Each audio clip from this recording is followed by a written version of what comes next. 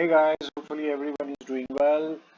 Today's target is to understand a very new concept, a new chapter. The name of this chapter is consignment account. अच्छा, इसको समझने के लिए we will be carrying a story और उसको आप समझ जाएंगे तो I'm very sure you will be understanding consignment account. सबसे पहले आपने ये समझना है कि there is a business. No matter what kind of business you are doing, पहले अपना माइंड क्रिएट करें कि you are developing, managing, caring a business. Let's say you have started a business in Lahore. क्या अब आपने अपना माइंड क्रिएट कर लिया है? पहले आपने ये सोचना है कि you have a business in Lahore. So the first preference of you to increase the level of sales, आपने उसके लिए काम करना शुरू किया और अपनी सेल बढ़ानी शुरू की. Obviously, when you are present in Lahore, there will be a particular area, particular ground, particular customer, particular niche. उनको आपने बेचना start कर दिया. Let's take an example of carpet selling. So, at Model Town, Johor Town, Samnabad, wherever you have started your business, आपने carpet selling का काम start कर दिया. अब आपकी कोशिश ये है कि उसकी सेल बढ़ जाए. एक चीज अंडरस्टैंड करें कि when you will sell your carpets, carpet is some sort of product which will not be bought within a shorter period of time again. थोड़ी मुद्दत के लिए दोबारा कारपेट खरीदने के लिए कोई नहीं आपके पास आएगा. आप अंडरस्टैंड कर रहे हैं मेरी बात? जब आप एक कारपेट बेचेंगे तो इन एनी हाउस और house hold the same family will purchase carpet after 5, 6, 7 years, क्योंकि कारपेट ऐसी प्रोडक्ट है नहीं जो कंज्यूम हो सके, जो बार बार परचेज होती हो. So carpet will be purchase for a shorter period of time. आपने सोचा चलें we have open the shop in Model Town, so instead of Model Town you will be selling your carpets in Johor Town, and then you will be starting in DHA, Defense, and everywhere you have started your business and you have distributed your product. लेकिन आप ये बात समझते हैं ना कि जब carpet आपने बेचा तो दोबारा तो कोई खरीदने के लिए आएगा नहीं आपके पास, तो there will be a limit. अब आपने एक हद तक उस कारपेट को लाहौर में बेच लिया जितना बेचा जा सकता था. उसके बाद आप क्या करेंगे? That's the question. So simple is this, आप ऐसी जगह को ढूंढने की कोशिश करेंगे जहां अभी तक कारपेट की दुकान ना हो. तो उसके लिए आपको लाहौर छोड़ना पड़ेगा. आप क्या करेंगे? You will be transferring your business और you will be trying to open a new business in another city. से कि आप फैसलाबाद जाने के लिए तैयार हो गए. आपने अपना बिजनेस स्टार्ट किया था लाहौर में. You have started the business in Lahore, and there will be a time after 4, 5 years that business would be saturated. तो उस saturation की वजह से आप सोच रहे हैं कि बिजनेस को बढ़ाने के लिए आप किसी दूसरे शहर में चले जाएं, लेकिन वहां there will be a trouble. You will not be able to present on both places at the same time. आप फैसलाबाद में और लाहौर में दोनों में एक वक्त में तो हो नहीं सकते. And when you will be present and managing your business in Lahore, you will be absent in Faisalabad. And when you will be present in Faisalabad, you will be absent in Lahore. तो दोनों जगह एक ही वक्त में मौजूद होना आपके लिए बड़ा मुश्किल काम. अब उसका अपने एक हल निकालना है कि आप बिजनेस भी एक्सपेंड करें लेकिन आप वहां पे मौजूद हो या ना हो. अब आपने डिसाइड किया कि there was a business in Lahore. आपने जंप किया और दूसरे शहर में चले गए. से कि we have gone to Faisalabad. अब वहां पर एक तरीका है ब्रांच खोलने, लेकिन ब्रांच खोलने में क्या प्रॉब्लम होगी? You will have to monitor each and every transaction. आपको यहाँ के चक्कर लगाने पड़ेंगे, ध्यान रखना पड़ेगा. Because if you will leave this business to some employees, अगर आपने अपना कारोबार एम्प्लॉइज के ऊपर छोड़ दिया तो there is a definite chance of fraud, miss handling, miss presentation होगी, वहां पे आपका लॉस हो जाएगा. अब आप क्या तरीका सोचें कि आप चाहे मौजूद हो या ना हो लेकिन आपका बिजनेस फैसलाबाद में चलता रहे. तब आप एक नया बंदा ढूंढेंगे और that person would be considered as an agent. ख्याल रखना है आपने इस बात का कि वो आपका पार्टनर नहीं है. ख्याल रखना है आपने इस बात का कि that business is not a branch office. वो एक अलग तरह का बिजनेस है. आपने अपनी प्रोडक्ट इस एजेंट को पकड़ानी है. फर्ज करें कि आपने उसको 100 कारपेट्स पकड़ा दिए एजेंट को. अब आप जाएं या ना जाएं, आपने उससे ये कॉन्ट्रैक्ट कर लिया है कि when he will sell these asset you will receive the amount of sale of carpets from that agent. अब आप चाहे वहां हैं या नहीं हैं, agent would be responsible for the sale of your product. अच्छा, अब एजेंट सेल करेगा तो जाहिर है वो मुफ्त में तो नहीं आपकी सेल करेगा, सो you will decide a commission for selling your product. आप एक लाहौर में बिजनेस चला रहे थे, जब वो सैचुरेटेड हो गया यानी कि जितना हो सकता था एक्सपेंड कर लिया, फिर आप दूसरे शहर में गए, वहां आपने एक एजेंसी ओपन की, एक एजेंट को हायर किया, प्रोडक्ट उसको पहुंचानी शुरू की, वो सेल करता है, कमीशन काट के बाकी के पैसे आपको प्रोवाइड कर दिया गया। So this is the basic story, basic concept of process of consignment account. ये जो पूरा प्रोसीजर है जिसमें आप अपनी प्रोडक्ट को एजेंट के हवाले कर देते हैं और एजेंट उस प्रोडक्ट को सेल करके कमीशन काट के बाकी पैसे रिटर्न करता है, that process is called consignment account. Now you will see that we have divided this screen into two parts, one on your left side, one on your right side. आज का दिन हम हाफ काम करेंगे, हम ये सीखेंगे जर्नल एंट्रीज कैसे बने। तो आपको जो ये दो जगह नजर आ रही हैं, इनमें से left side we will divide and here we will see how and when और which type of expenses would be appearing over here. So this would be your expense side. अच्छा, अब दूसरी साइड आपने यहां चूज की और from here you will see that what kind of profit you are getting. So this would be considered your income side. आप ये भी कर सकते हैं कि एक्सपेंस और इनकम को सबको मिक्स कर दें इधर, तो वो भी कोई प्रॉब्लम नहीं है, लेकिन चूंकि this is your introduction and I will be trying to separate your expense side and your income side. So similarly, first of all we will see what kind of expenditures you will be doing in your consignment account. पहले आपने mind बना लिया ना consignment क्या होती है। Consignment एक branch office नहीं होती, एक एक्स्ट्रा ऑफिस नहीं होता, बल्कि आप सिर्फ लाहौर में ही प्रेजेंट है, you will be managing your business in Lahore, just extra products would be transferred to your agent. Agent will be spending amount and he will be making expenditures as well. After sale of that particular product he will be cutting commission, remaining amount you will be receiving. इस तरह से आपका business चलता रहेगा। अच्छा, अब आप मुझे बताएं कि अगर आप पार्टनर रखते तो भी आपको ध्यान रखना पड़ना था, अगर आप ब्रांच रखते तो भी ध्यान रखना पड़ना था। अब एजेंट को एक तरह से आपने सेल की है प्रोडक्ट, एक तरह से बता रहा हूं, सेल नहीं करते, सिर्फ इस प्रोडक्ट को इसके हवाले कर देते हैं।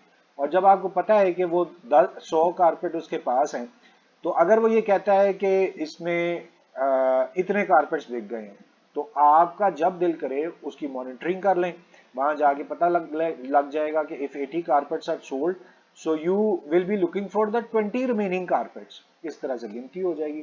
सो that would be very easy for you to manage two different aspects of the business. Your business is now at two different places. दोनों अलग अलग जगह पे आप काम कर रहे हैं और दोनों मैनेज कर रहे हैं।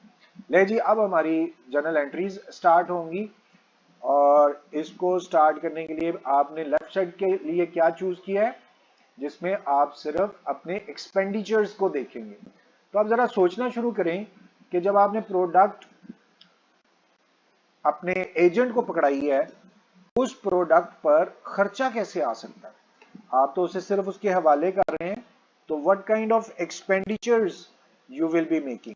यहां मैं जर्नल एंट्रीज के लिए परफॉर्मर आपको रेडी करके दे रहा हूं। इस तरह से आपने दो साइड्स अपनी क्रिएट कर ली। लेकिन जी, फिर आप स्टार्ट करते हैं जर्नल एंट्रीज और आपको पता चलेगा एक्सपेंस क्या होगा। सबसे पहला काम यह है कि you will be sending your product to your agent. पहला काम, you will be sending your product to your agent. ये सबसे बड़ा खर्चा है। कारपेट आपने खरीदने हैं और you will be paying the price of those carpets, और आपने उनको वहां सेंड भी करने हैं। So this would be considered the basic expenditure where you will send your carpets to your agent. यहां पे रुक के ना आपने एक बात सीखनी है, दो बंदों का नाम, एक तो आप है ना, आप ऑनर है, तो you will be consigning your commodities. ये वर्ड सीख लिया, you will be consigning your product to your agent. आपका नाम आज से होगा कंसाइनर, जो कि actually owner of the business होता है. So he will be considered consignor. And the person who is an agent, उसके लिए आपने आज एक नया नाम सीखना है, that would be considered as consignee. समझ में आ गई बात? Look at here, consignor is the person who will send or transfer commodities to agent. The agent would be called consignee. अब शायद हम उसको एजेंट के नाम से याद नहीं किया करेंगे, हम कंसाइनी के नाम से उसे याद किया करेंगे. सो the first step is goods sent on consignment. आपने चीजें भेजी हैं. थोड़ी सी जनरल एंट्री यहाँ पे डिफरेंट हुआ करेगी क्योंकि बहुत सारा कुछ लिखना है आपने. कंसाइनमेंट. अच्छा, अब एक और रूल ना, देसी रूल आप याद कर लीजिए. Whenever there is an expense you will debit consignment. Consignment to, समझें कि हमने फैसलाबाद भेजी है तो कंसाइनमेंट टू फैसलाबाद. दोबारा सुने, when there is any entry on expense side you will be debiting consignment. When there is any entry on income side you will be crediting consignment. और आपने क्या किया? goods sent on consignment. अच्छा, आप सोच रहे होंगे ये लंबी सी एंट्री क्यों लिख रहे हैं, तो यहां जब कंसाइनमेंट के चैप्टर के अंदर छोटी एंट्री है ही कोई नहीं, तो आप यहां पर बड़ी एंट्री है उनको आप लिखते जाएंगे और करते जाएंगे. ले जी, हमने इस तरह से फर्स्ट एंट्री कंप्लीट की और मुझे उम्मीद है कि आपने इसको याद भी कर लिया होगा. कुछ मैं बॉटम लाइंस लगा दूं ताकि बार बार उन्हें लगाना ना पड़े. अब आप ऊपर आइए. पहली एंट्री आपने कर दी, when your goods are sent on consignment. अच्छा, अब एक बात और समझ के रखनी है, आपने हर दफा एक एंट्री लास्ट में बिला वजह करनी है. आप सोच रहे होंगे बिला वजह, तो आपने ज़हन में रखना है कि एक एंट्री एक्स्ट्रा है, वहां पर गुड्स की कॉस्ट लिखनी होती है. Goods sent on consignment to trading account. ये बाद में समझेंगे. बहरहाल आपने याद रखने के लिए करना है कि एक एंट्री एक्स्ट्रा हमेशा करते रहेंगे. अब हम चलते हैं नेक्स्ट एक्सपेंस क्या हो सकता है. जाहिर है कि when you will be sending your goods, तो आपको गुड्स का खर्चा यानी कारपेट्स का खर्चा वो एक एक्सपेंस है. लेकिन if you are transferring your product from Lahore to Faisalabad, so there will be carriage और फ्रेट और octroi duties, transport charges, railway charges, वो आपको करने पड़ेंगे. तो इन एक्सपेंसेस को आपने बोलना है एक्सपेंसेस ऑफ कंसाइनर. ये नाम आपने याद कर लिया ना, जो एक्चुअल ऑनर होता है. और हमने एक बात रटा मार लिया है कि whenever there will be any expense we will be debiting consignment account. और चूंकि आप खुद पे कर रहे हैं, पैसे आपके पास से जा रहे होंगे, तो कंसाइनमेंट टू कैश. आगे ये भी पॉसिबल है कि एक्सपेंसेस ऑफ कंसाइनी.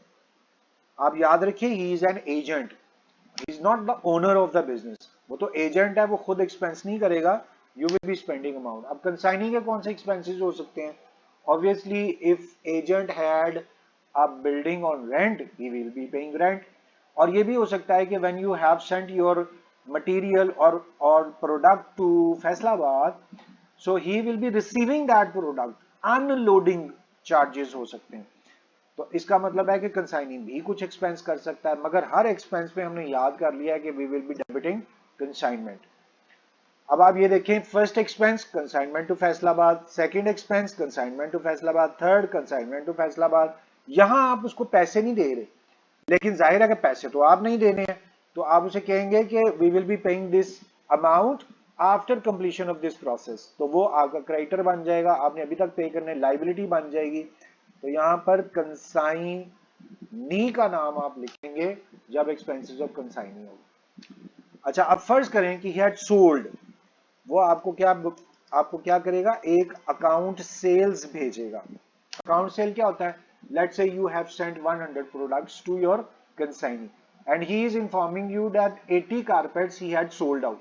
आप उससे पूछेंगे भाई if you have sold your 80 carpets, so how much amount you have received? तो वो एक कागज के टुकड़े पर आपको पूरा हिसाब लिखकर भेजेगा कि कितने कारपेट्स बिके और कितनी चीजें, कितने कारपेट्स बिकने पे उसको कितनी अमाउंट मिली। अब आप मुझे ये बताइए कि ये हमारी इनकम होगी या हमारा एक्सपेंस होगा। तो आई एम श्योर आप में से कुछ लोग इस चीज को अंडरस्टैंड कर गए होंगे कि this would be your income. So account cell would be appearing over here. आप बात याद रखिएगा कि वो फौरी तौर पर आपको पैसे नहीं भेजेगा, बल्कि थोड़ा सा वेट करेंगे आप, क्योंकि दूसरे शहर में और ये चैप्टर थोड़ा सा पुराने जमाने का है। तो आपको आज तो आप कह सकते हैं कि we can transfer that amount immediately even after selling a single carpet.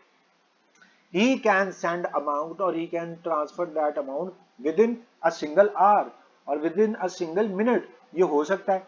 लेकिन नॉर्मली इस चैप्टर के अंदर फौरी तौर पे कैश ट्रांसफर नहीं होगा।